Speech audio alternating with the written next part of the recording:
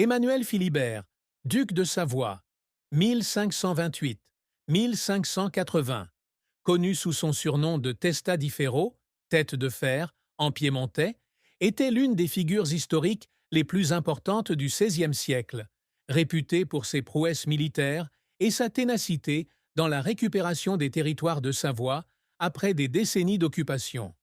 Né le 8 juillet 1528 à Chambéry, il était le fils du duc Charles III et de Béatrice de Portugal. Sa vie fut associée à de glorieuses victoires, notamment la victoire à la bataille de Saint-Quentin en 1557 et la décision historique de déplacer la capitale de la Savoie de Chambéry à Turin jeta les bases du développement de la dynastie de Savoie au cours des siècles suivants. Cependant, derrière la gloire d'un duc talentueux, Emmanuel Philibert portait une douleur profonde, de dures épreuves et une tristesse qu'il révélait rarement. Cet article explorera la douloureuse vérité qu'Emmanuel Philibert a finalement admise, la plus grande tristesse de sa vie et de sa carrière, les défis auxquels il a été confronté et la tristesse la plus profonde qu'il a façonnée. Bien qu'il soit resté dans l'histoire comme un duc indomptable, Emmanuel Philibert n'était pas un homme qui révélait facilement les recoins sombres de son âme. Mais dans ses lettres et notes personnelles, conservées à la Bibliothèque nationale de Turin, il a laissé derrière lui un récit rare de sa vie qui révèle la triste vérité. Une vie de solitude et de pression constante pour restaurer l'honneur de la maison de Savoie, une tâche qui semblait presque impossible dans le XVIe siècle, un pays en guerre et politiquement divisé. Dans une lettre à sa sœur Louise en 1562, il écrivait « Je me bats non seulement pour mes terres, mais aussi pour l'existence même de ma famille. Mais parfois, quand j'ai le cœur vide, je me demande si tout cela en vaut la peine. » Ces mots, bien que voilés, révèlent un homme qui portait un fardeau bien au-delà des victoires militaires. La plus grande et triste vérité qu'Emmanuel Philibert a admise était qu'il avait le sentiment de ne jamais avoir été vraiment aimé pour ce qu'il était, mais seulement pour ce qu'il pouvait offrir, le pouvoir, la victoire et la stabilité. En tant que duc ayant grandi en exil, il est obsédé par l'idée de prouver sa valeur à sa famille, à sa cour et à toute l'Europe. Je n'ai pas eu d'enfance, seulement des rappels que je devais sauver la Savoie, aurait-il dit à son ami proche, le général Gianluigi di Saluzzo, selon l'historien Giovanni Botero, en 1585. La perte de sa mère, Béatrice, à l'âge de 7 ans, et la séparation d'avec son père, Charles III, pendant les années d'occupation française, lui ont laissé le sentiment d'être privé d'un lien émotionnel profond. Une autre vérité est qu'Emmanuel Philibert a toujours porté en lui la peur de l'échec. Bien qu'il fût loué pour sa fermeté, il avoua dans une lettre à sa femme, Marguerite de Valois, en 1570. « Chaque décision que je prends peut signifier la vie ou la mort de milliers de personnes. Je crains de ne plus être un jour assez fort pour la supporter. » Cette peur ne venait pas seulement du champ de bataille, mais aussi de la pression pour maintenir des alliances avec l'Espagne, la France et d'autres puissances dans une Europe divisée par des guerres de religion. Le fait qu'il ait dû servir le roi Philippe II d'Espagne pendant de nombreuses années, bien qu'il soit un duc indépendant, était un autre fait triste. « Je suis duc, mais parfois j'ai l'impression d'être juste un pion dans le jeu de quelqu'un d'autre », écrit-il dans son journal personnel en 1559. Mais Emmanuel Philibert trouvait aussi de la joie dans les brefs moments passés avec sa famille et dans les victoires qui apportaient la paix au peuple de Savoie. Son mariage avec Marguerite de Valois, sœur du roi Henri II de France, en 1559, lui apporte une compagne dévouée et une importante alliance politique.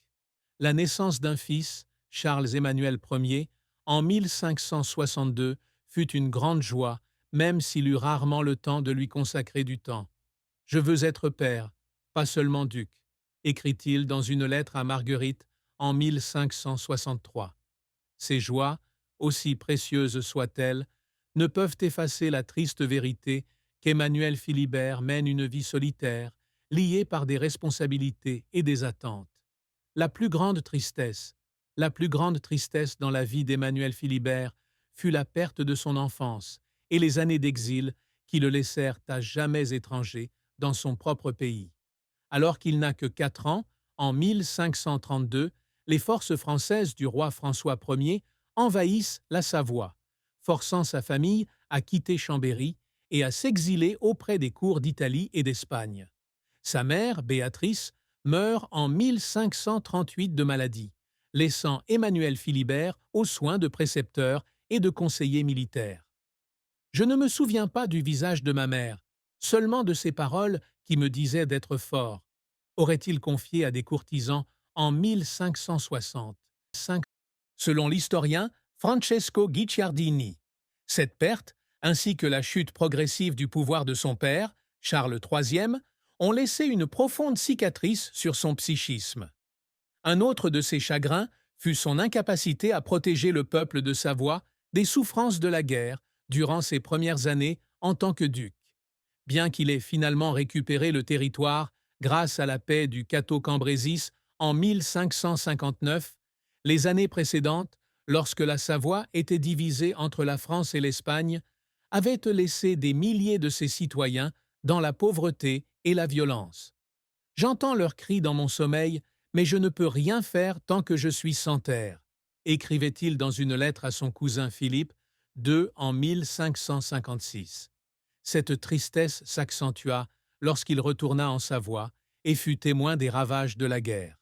« J'ai gagné, mais le prix a été trop élevé », dit-il à Marguerite en 1560.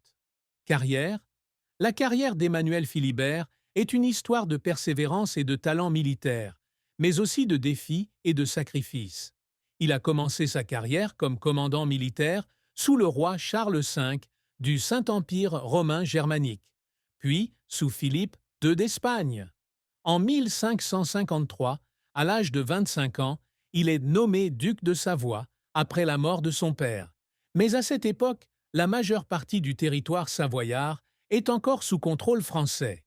Son plus grand exploit fut la victoire à la bataille de Saint-Quentin en 1557, où il commanda une coalition espagnole et vainquit les Français, ouvrant la voie à la paix du Cateau-Cambrésis.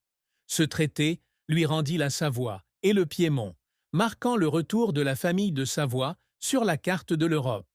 La décision de déplacer la capitale de Chambéry à Turin en 1563 fut un geste stratégique, faisant de Turin le centre politique et culturel de la Savoie.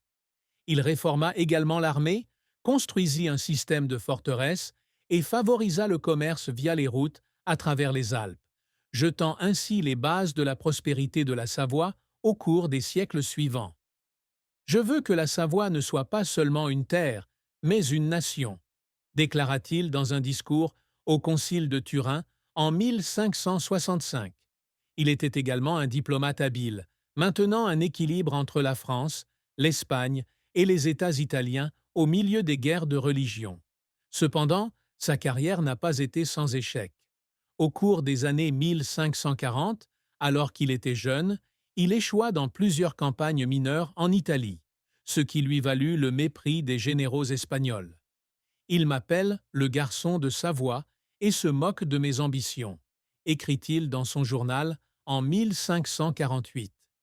Dépendre de l'Espagne pour récupérer son territoire était également douloureux, car il devait sacrifier son autonomie en échange d'un soutien militaire. En 1571, il ne parvient pas à prendre le contrôle de Genève, un objectif stratégique qu'il poursuit toute sa vie. « Genève est un rêve que je n'atteindrai jamais », dit-il à son fils Charles-Emmanuel Ier avant sa mort en 1580. Effort pour le faire pleurer. Emmanuel Philibert montre rarement ses émotions, mais il y a des moments où il ne peut se contenir. Selon l'historien Bottero, la nuit précédant la bataille de Saint-Quentin, il pleurait seul dans sa tente, craignant que la défaite ne mette fin à ses espoirs de restaurer la Savoie. « Je ne prie pas pour la victoire, mais pour avoir la force d'affronter la défaite », aurait-il déclaré. Une autre fois, lorsqu'il revient à Chambéry en 1559, après plus de 20 ans d'exil, il fond en larmes en voyant l'ancien palais de sa famille, aujourd'hui en ruine. « C'est chez moi, mais je me sens comme un étranger, a-t-il déclaré à son entourage. La vie d'Emmanuel Philibert fut une série d'épreuves sévères, allant de pertes personnelles à des pressions politiques et militaires. Épreuve d'exil, à partir de 1532, lorsque les Français s'emparent de la Savoie, il vit en exil, se déplaçant entre les cours de Milan, Florence et Madrid. Grandir sans patrie lui a donné le sentiment d'être déconnecté de son identité. « Je suis duc, mais je n'ai aucun fondement sur lequel m'appuyer », écrivait-il dans une lettre en 1540.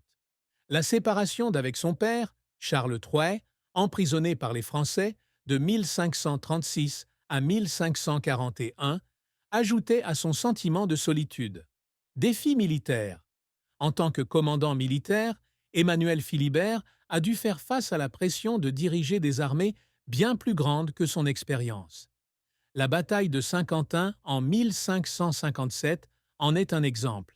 Il commandait alors une coalition espagnole de 60 000 soldats, affrontant une armée française aguerrie au combat. « Chaque décision est un pari, et je ne peux pas perdre », écrivait-il dans son journal avant la bataille.